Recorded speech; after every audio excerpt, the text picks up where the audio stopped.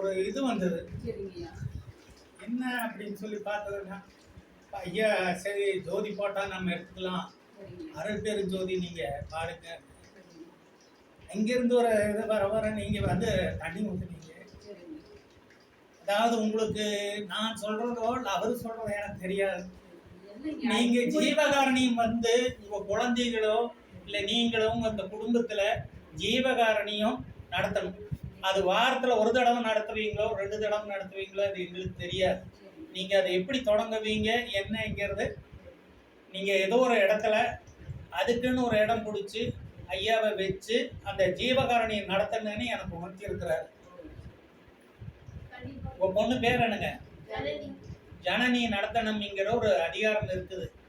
நீங்க இந்த கல்யாணம் காட்சி கடவுள் கொடுத்துட்டாருங்கிறதெல்லாம் அது அப்பாற்பட்ட எனக்கும் மேல உங்களுக்கும் மேல எல்லாருக்கும் இங்க இருக்கிறவங்களுக்கு எல்லாருக்கும் மேல எதையும் எதிர்பார்க்காம நீங்க என்னைக்கு ஜீவகாரணியை தொடங்குறீங்களோ அது ஆட்டாம்பட்டிக்கு எல்லாமே நடக்கும். ஜீவகாரணியத்தை முதல்ல தொடங்குது. புரியுதுங்களா? ஐயா சொன்ன மாதிரி ஜீவகாரணி என்னைக்கு தொடங்குறீங்களோ அன்னைக்கு உங்களுக்கு எல்லாமே வந்து கை கொடுக்கும். ஐயாவை கூப்பிட்ட நல்ல நாள் எந்த நாளோ நீங்க நல்லா 4 பேர் ஜனங்க வந்து இருக்கிறது வாடகைக்காவது ஒரு ரோடு பேர்ல இருக்கணும். உங்களால முடிஞ்ச அளவுக்கு செய்யுங்க. இல்லை அப்படி நம்ம நாள் நடத்த முடியாதுன்னா ஒரு 50 ஹோட்டல் நீங்கள் இப்போ இந்த ரோடு சைடு இப்போ அந்த செக் போஸ்ட் இருக்குது ஏதோ ஒரு கடையை எடுத்தீங்களா ஒரு 40 ஹோட்டலம் வந்து அன்னதானம் கொடுங்க. 40 ஹோட்டலம் இல்லாதவங்களுக்கு வந்து சும்மா கொடுங்க. அது எடுக்கிறதுக்கு போடல, காசு இருக்கிறவங்க கொடுத்துட்டு நீங்கள் தக்காளி சாதமோ தயிர் சாதமோ அந்த மாதிரி ஜீவகாரணி செஞ்சீங்கன்னா தான் இதுக்கு ஒத்து வரும்னு அந்த வேப்பமரத்துக்கிட்ட வந்து இறங்கி வரும்போது என்னைய உணர்த்தி இருக்கிறாரு. நானும் ஐயாவோட சேர்ந்து நானும் வாரம் நான் ரயில்வேல வேலை செஞ்சேன். நான் ரிட்டையர்ட் ஆகிட்டேன். எனக்கு மனைவி இல்லை, 2 பிள்ளைங்க ஒரு பையன். அருள் பெருஞ்சோதி எனக்கு வேற மந்திரமெல்லாம் தெரியாது. நான் பள்ளிக்கூடமெல்லாம் போய் படித்தவன் அல்ல.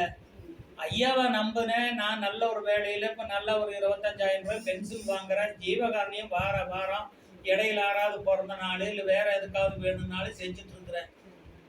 இப்போ அந்த மாதிரி நாங்கள் ஒரு 3 பேர் செஞ்சோம். 2 பேர் வேலை கிடைக்கவே என்னை விட்டுட்டு போயிட்டாங்க. இருந்தாலும் ஐயா எப்படியோ நடத்துறாரு.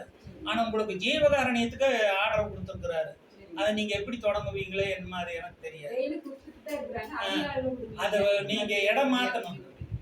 நல்ல ஒரு இடமா பார்த்து 4 பேர் கூடுற இடமா பார்த்து செஞ்சீங்கன்னா தான் விளம்பரமாகும். ஐயா இந்த இடத்துல வந்து உட்கார பார்க்குறாரு உங்ககிட்ட.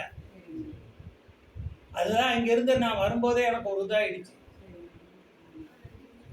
புரியுதுங்களா? அதனால நீங்க நடத்துனீங்கன்னா